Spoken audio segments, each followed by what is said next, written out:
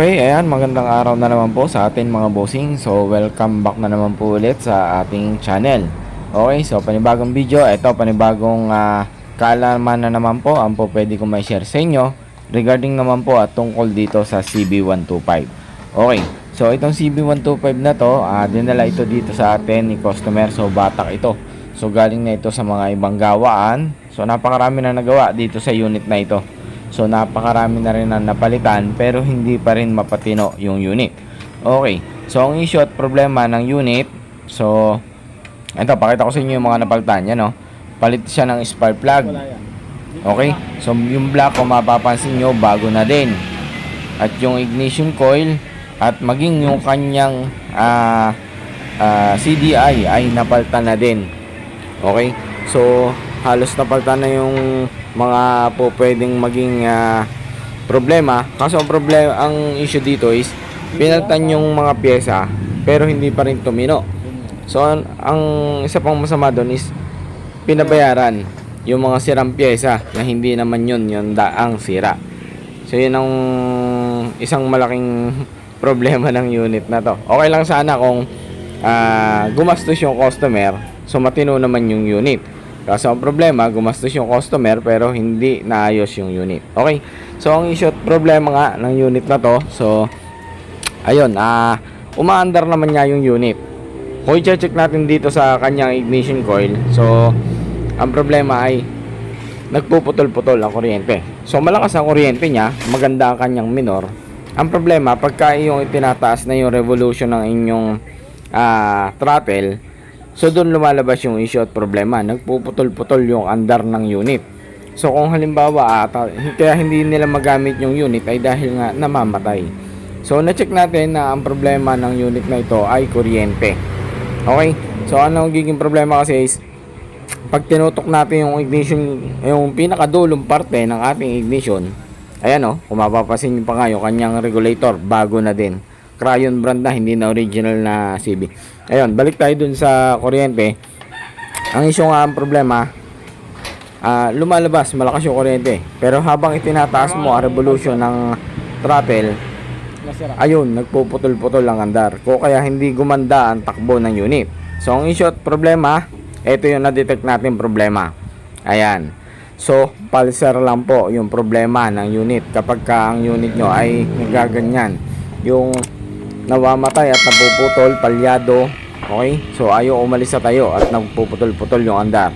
So isa sa po pwede kong may share sa inyo, po pwede nyo maging basihan kapag ganyan ang inyong naging problema dito sa ganitong unit na CB125. So pulser po ang inyong i-check. So papakita ko rin po sa inyo kung paano natin manual na itetest ang ating pulser kung talagang sila na yung ating pulser. So kung wala po tayong yung pinaka tester, so ito manual ko ipakikita sa inyo kung paano natin malalaman kung sira na.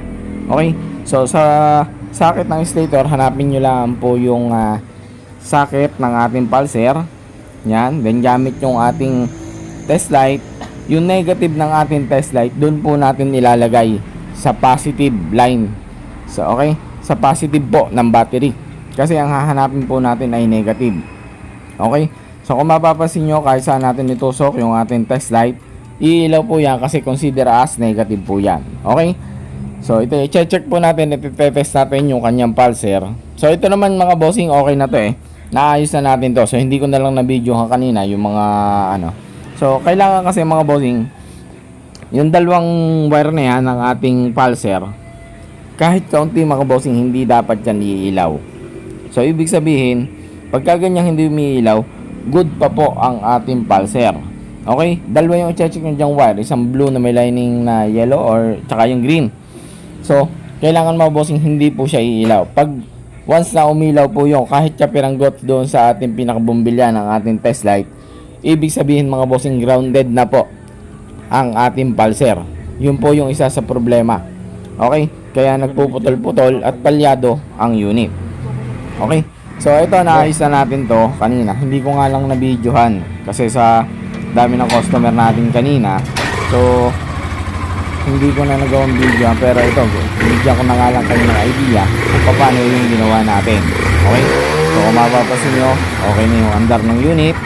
kahit i-revolution natin, okay na siya at hindi na siya palyado gaya nung dinala ito dito sa atin ni customer. Okay? So, ang isa ko pang may share sa inyo, kung halimbawa mga bossing, ayan, ito. Halimbawa, wala kayong makuhanan na stator or wala po kayong budget. Meron po tayong isang ginagawang paraan dyan, gaya ng ginawa ng paraan natin dito sa unit na ito. So, sa mga shop or sa gaya namin dito, ang talaga itinatago namin yung pulser ng Supremo, TMX Supremo mga bossing. Kasi yung TMX Supremo po, yung pulser po noon at pulser po ng CB125 ay parehas lang. As in, plug and play lang po dun sa lagayan ng pulser. So, ang gagawin lang po natin is puputulin lang po yung dalawang wire at idudugtong doon sa dalawang wire ng pulser ng TMX Supremo. So, yung pulser po ng TMX Supremo, kaya po tayo nagkakaroon ng ganon, ay dahil kapag may mga nagpapagawa sa atin dito na sira yung stator at ayaw mo charge, so pinuputol po talaga namin yung pulser kasi malaking bagay yon at napapakinabangan pa po ng mga gaya na ito na pulser lang yung problema. At saka yung pulser ng TMX Supremo, marami tayong motor na po pwedeng paggagamitan dyan. So dyan sa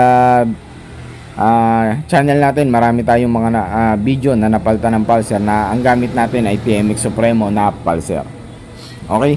So yun yung isang idea na po pwedeng maibigay sa inyo. Halimbawa at wala po tayong budget o halimbawa ay meron naman tayong makukuhanan halimbawa ng pulser lang. So dito sa shop kung halimbawa may naghahanap ng gano'n, so binibigay na lang natin kasi kaysa bibili pa ng pulser ng buong stator, so malaki yung magagastos. Okay, so yun lang mga bossing yung ma-share at may bibigay sa inyo kalaman regarding at tungkol po sa problema ng Honda CB125 na ito. So halimbawa meron kayong naging issue sa inyong sariling motor, so ito yung isa sa po pwede nyo maging basehan na po pwede nyo i-check.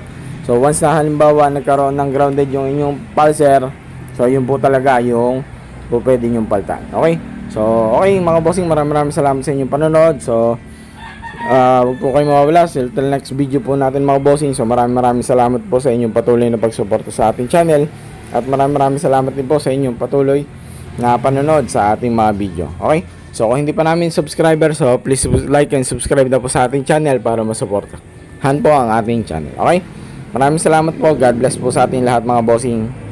God bless po.